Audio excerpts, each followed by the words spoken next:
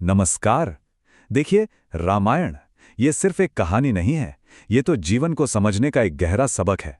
तो आज हम एक ऐसी यात्रा पर निकल रहे हैं जहां असली लड़ाई ना वो मैदान में नहीं बल्कि मन के अंदर लड़ी गई थी, जंगल में, जहां हर एक कदम एक नई सीख थी और आत्मा की एक नई परीक्षा। तो चलिए सिर्फ कहानी की घटनाओं से आगे बढ़ते हैं और उन सवालों के जवाब ढूंढते हैं जो आज भी उतने ही जरूरी हैं। सवाल जैसे कि कर्तव्य क्या होता है, एक सच्चा चरित्र आखिर बनता कैसे है, और धर्म का असली मतलब क्या है। तो पहला पड़ाव है वनवास की असली परीक्षा, और ये कि कैसे संकट में ही चरित्र की पहचान होती है। देखिए, वनवास की परीक्षा ना जंगल पहुंचने से बहुत पहले ही शुरू हो चुकी थी। सोचिए, अयोध्या में जब राम, लक्ष्मण और सीता महल छोड़ रहे थे, असल में तभी उनके चरित्र की परख हो रही थी। क्योंकि कहते हैं ना, संकट ही तो वो आईना है जो हमें हमारा असली चेहरा दिखाता है। और इसी बात का सार राजमाताओं के इस कथन में छिपा है। उनका कहना था कि आज जो हम देख रहे हैं वो हमारी शिक्षा का फल है, जिसने हम सभी स्त्रियों का सिर गर्व से ऊंचा कर दिया है। इसका मतलब क्या है? मतलब ये कि असली शिक्षा का फल तब नहीं दिखता जब सब कुछ ठीक चल रहा हो, नहीं, वो तो तब दिखता है जब हालात सबसे मुश्किल हों। और यही वो पल था जो ये दिखा रहा था कि उनकी परवरिश की नींव कितनी मजबूत थी। अब बात करते हैं अनसुईया के ज्ञान की। भक्ति और आध्यात्मिक शक्ति का एक गहरा पाठ। कहानी अब अयोध्या से निकलकर जंगल की ओर बढ़ती है। राम, सीता और लक्ष्मण पहुंचते हैं ऋषि अत्रि और उनकी पत्नी तपस्विनी अनसुईया के आश्रम में। और यहीं पर सीता को एक ऐसा ज्ञान मिलने वाला था जो अमूल्य था। और ये ज्ञान जुड़ा है एक बहुत ही महत्वपूर्ण अवधारणा से, पतिव्रता धर्म। अब इसे समझने की कोशिश करते हैं। ये सिर्फ एक पत्नी का अपने पति के लिए कर्तव्य नहीं था। नहीं, उस युग की मान्यता के हिसाब से ये एक ऐसा रास्ता था, एक ऐसा मार्ग था जिस पर चलकर एक स्त्री को बहुत बड़ी आध्यात्मिक शक्ति और यहां तक कि ब्रह्मांडीय प्रभाव भी हासिल हो सकता था। अनसुईया सीता को समझाती हैं, एक स्त्री के लिए उसका पति ही उसका देवता है, चाहे वो महल में रहे या झोपड़ी में। मतलब उनकी शिक्षा का सार यही था कि समर्पण बिना किसी शर्त का होना चाहिए। पति के हालात कैसे भी हों, अच्छे या बुरे, एक पत्नी का धर्म कभी नहीं बदलता, वो अडिग रहता है। और आपको पता है, यही बिना शर्त वाली भक्ति खुद अनसुईया की अपनी महान आध्यात्मिक शक्ति की वजह थी। तो इस दर्शन को थोड़ा और गहराई से समझते हैं।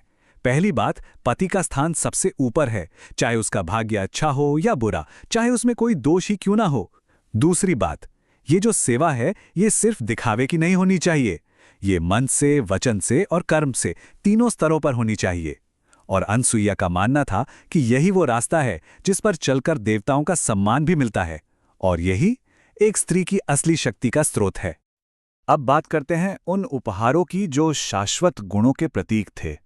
सीता की समझ और उनके गुणों को देखकर अनसुईया बहुत प्रसन्न हुई और उन्होंने सीता को कुछ बहुत ही खास प्रतीकात्मक उपहार दिए। ये 3 असाधारण उपहार थे। पहला, ऐसे दिव्य कपड़े जिन पर कभी मैल नहीं लगता था। दूसरा, ऐसे दिव्य आभूषण जिनकी चमक कभी भी फीकी नहीं पड़ती थी। और तीसरा, एक ऐसा पवित्र लेप जो यौवन को हमेशा बनाए रखता था।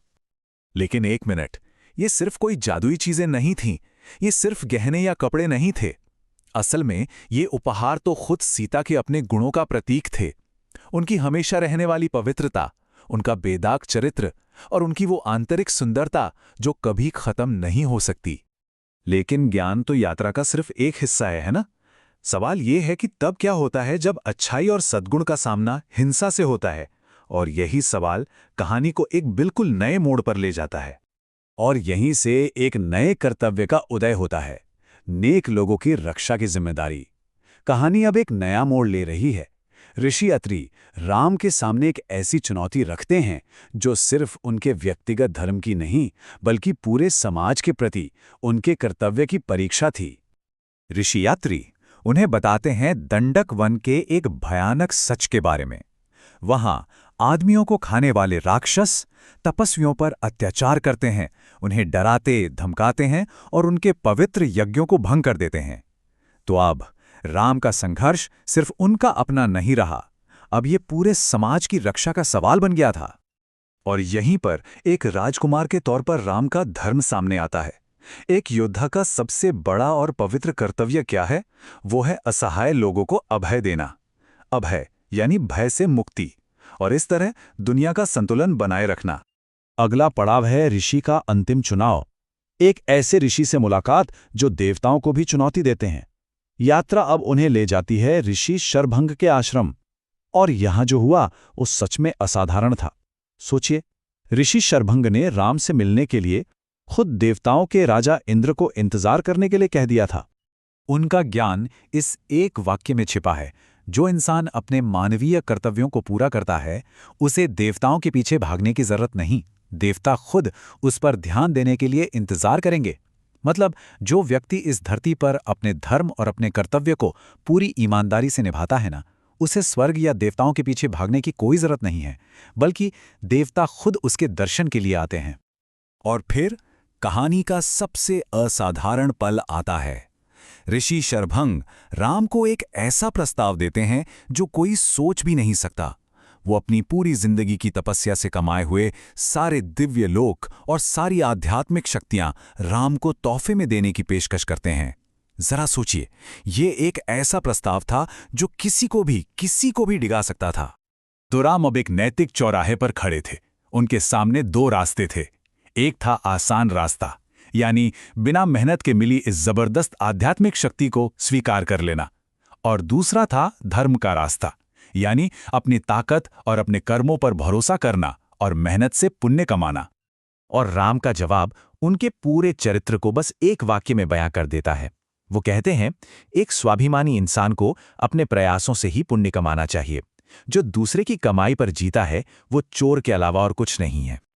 और बस इस एक इनकार से राम ने एक ऐसा सिद्धांत स्थापित कर दिया जो हमेशा के लिए अमर हो गया। वो सिद्धांत ये है कि असली ताकत वो नहीं जो तोहफे में मिलती है। असली ताकत वो है जिसे अपनी मेहनत, अपने पुरुषार्थ से कमाया जाता है। ये आत्मनिर्भरता और खुद पर विश्वास का सबसे बड़ा संदेश है। और ये पूरी कहानी हमें एक आखिरी और बहुत गहरे सवाल पर लाकर छोड़ देती है कि किसी नायक को मापने का असली पैमाना क्या है? वो शक्ति जो उसे दी जाती है, या फिर वो शक्ति जिसे वो ठुकरा देता है? सोचिएगा जरूर।